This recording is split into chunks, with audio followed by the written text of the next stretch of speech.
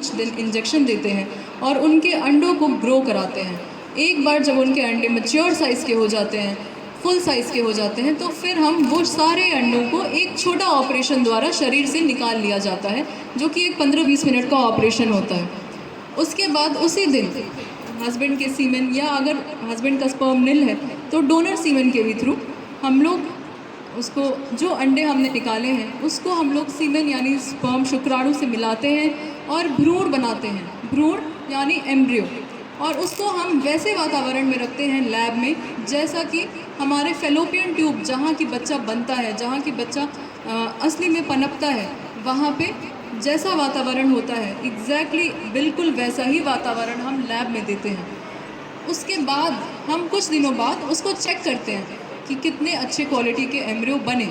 और फिर महिला के शरीर को उस तरीके से तैयार किया जाता है जिस तरीके से अगर वो बच्चा अंदर डाला जाए तो उसको प्रेगनेंसी रुक जाए। और यही होता है आईवीएफ का प्रोसेस, जो कि लगभग 2-2.25 महीने चलता है और इसमें सक्सेस रेट सबसे ज़्यादा होती है।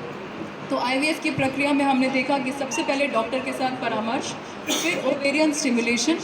फिर ट्रिगर इंजेक्शन के बाद अंडे निकाले जाते हैं, स्पर्म लेके उनको फर्टिलाइज़ किया जाता है, उसके बाद भ्रूण का विकास होता है और फिर महिला के शरीर को उचित तरीके से तैयार करके भ्रूण का स्थानांतरण कर दिया जाता है और फिर गर्भावस्था की जांच की जाती है।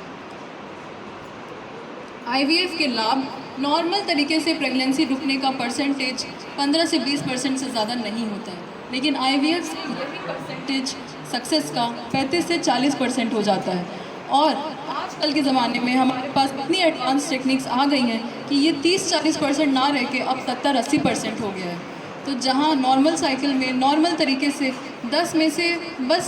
में से बस 20 औरतों को, 20 दंपतियों को बच्चा रुक रहा था, आईवीएफ के थ्रू अगर वो करवाते हैं तो 100 में से 70-80 लोगों के बच्चे रुक जाते हैं।